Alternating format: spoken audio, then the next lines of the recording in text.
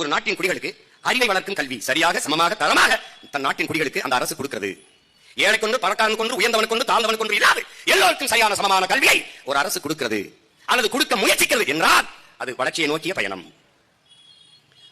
உயிர்காக்கும் மருத்துவம் அது மகத்தான சேவை, என் மக்களுக்கு தேவை என்ற நோக்கிலே ஏழை கொண்டு பணக்காரன் கொண்டு என்று இல்லாது இந்த நாட்டின் முதல் குடிமகன் இந்த நாட்டின் பிரதம அமைச்சருக்கு என்ன மருத்துவமோ அது கடைகோடி மனிதனுக்கும் கிடைக்கும் என்ற நிலையை உருவாக்குவது அது வளர்ச்சி. ஒரு நாட்டின் குடிகளுக்கு தவிச்ச வாய்க்கு தண்ணீர் முடியாது தரமான குடிநீரை தர இயலாத அரசு அரசா தரிசா என்பதை அறிவார்ந்த என் தம்பி தங்கள் கேள்வி எழுப்பி பார்க்க வேண்டும்.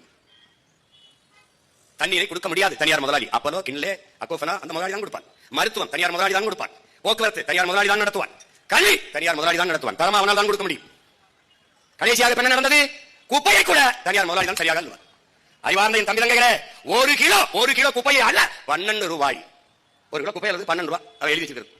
இந்த அரசு நடத்துற கழிவறைகளை இந்த கழிவறை கழுவ 3 ரூபாய் செலவழிச்சா நல்லா கழுவிடலாம், படிச்சு கழுவிடலாம். 350 ரூபாய் ஒரு கக்கூச கழுவ.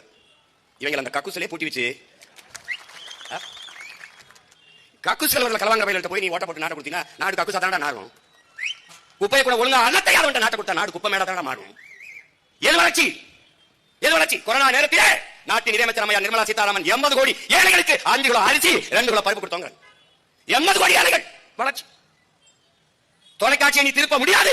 தொண்டு நிறுவனங்கள் இந்த குழந்தை குஷி இவள் பூஞ்ச நோய் பட்டு கிடக்கிறாள், ஒட்டிய வயிறும் பஞ்சடைந்த கண்ணும் வாடிய முகமாக குழந்தைகள் சவண்டு துவண்டு விடுவார்கள். ஏன்? உணவில்லை.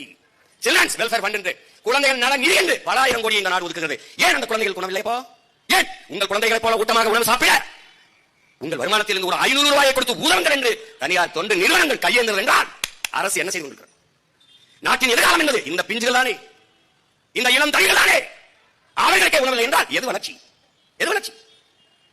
வளர்ச்சி என்றால் எது? எதை நோக்கிய வளர்ச்சி? யாருக்கான வளர்ச்சி? யாருக்கான வளர்ச்சி?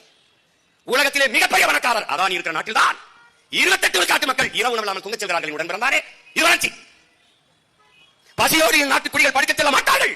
பசியோடு என் தேசத்தின் பிள்ளைகள் பச்சிளம் குழந்தைகள் படுக்கச் செல்ல மாட்டார்கள் என்ற உறுதியை இந்த ஆட்சியாளர்கள் தர முடியுமா? தந்து இருக்கார்களா? எது வளர்ச்சி? எது வளர்ச்சி?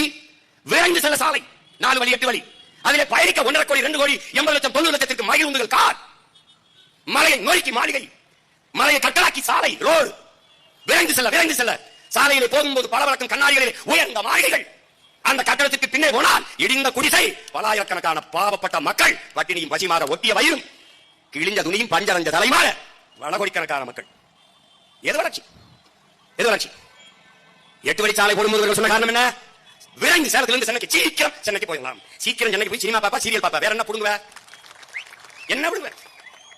சீக்கிரம் எங்கடா போய் சீக்கிரம் எங்க போற? பெட்ரோல் செலவு குறையும், சீக்கிரம் போயிடலாம். கார்ல போறவனை பற்றியே கவலைப்படுகிற என் நாடு, கார்ல போறவனுக்கு சோறும் நீரும் கொடுக்கிற உழவர்குடியை பற்றி ஏன் கவலைப்படவில்லை? அதாங்க எது வளர்ச்சி? எது வளர்ச்சி? 5000 ஏக்கரிலே 5369 ஏக்கரிலே ஏர்போர்ட் கட்டுவதல்ல வளர்ச்சி, ஏர்பூட்டி உழுவதுதான் வளர்ச்சி. பசி இல்லாத நாடு அடிமை இந்தியாவிலே இளைய புரட்சியாளன் பகத்சிங் முன்வைத்த முழக்கம், வாளுக்கு அழாத குழந்தை, கல்விக்கு ஏங்காத மாணவன், வேலைக்கு அலையாத இளைஞன், இதுதான் என் கனவு இந்திய அண்ணா. அடிமை இந்தியாவிலே அவன் முன்வைத்த முழக்கம் இன்று வரை தேவைப்படுகிறது என்றால் விடுதலை பெற்ற 79 ஆண்டுகளிலே நடந்தது என்ன? இந்த ஆட்சியாளர்கள் சாதித்தது என்ன? திரும்ப உங்களுடன் பிறந்த கற்பிக்கிறேன். எந்த தேசத்திலையும் பறந்து செல்ல விண்வெளி இல்லை, பயணிக்க கார் இல்லை, பார்க்க தொலைக்காட்சி இல்லை, பயன்படுத்த அலைபேசி இல்லை, செல்போன் இல்லை என்று எந்த நாட்டிலும் புரட்சி வந்ததில்லை. எந்த நாட்டிலே நீரும் சோறும் இல்லையோ அந்த நாட்டில் புரட்சி வராமல் இருந்ததில்லை. அதை எதிர்கொண்டு தடுக்க எந்த தலைவனும் இருந்ததில்லை. உனக்கு சான்று ரொம்ப நாள் பக்கத்தில் இங்க பங்களாதேஷ், இங்க இலங்கை, ஒரு சின்ன பகுதி, சின்ன நம்ம மாநிலத்தில், நம்ம ஒரு மாநிலம் கூட சின்ன நாடு. அவன் பொருளாதார வீழ்ச்சியை கண்டான். பங்களாதேஷ்ல கலவரம் பார்த்துக்க, இலங்கையில கலவரம் பார்த்துக்க. ஏன் பொருளாதார வீழ்ச்சி? பசி. ஒரு கிலோ ஆப்பிள் 1000 ரூபாய்னா, பெட்ரோல் லிட்டர் 5000. அதிபர் ராஜபக்சே வீட்டை மக்கள் முற்றுகையிட்டார்கள். விலை உயர்ந்த கார்கள் நின்றது. ஒரு காரை கூட அந்த மக்கள் எடுத்துக்கொண்டு செல்லவில்லை. என் உடன் பிறந்தவனே 5 காரையும் தீ வச்சு கொளுத்தினார். ஏன்? அவனுக்கு வேண்டியது கார் அல்ல, நீர், சோறு.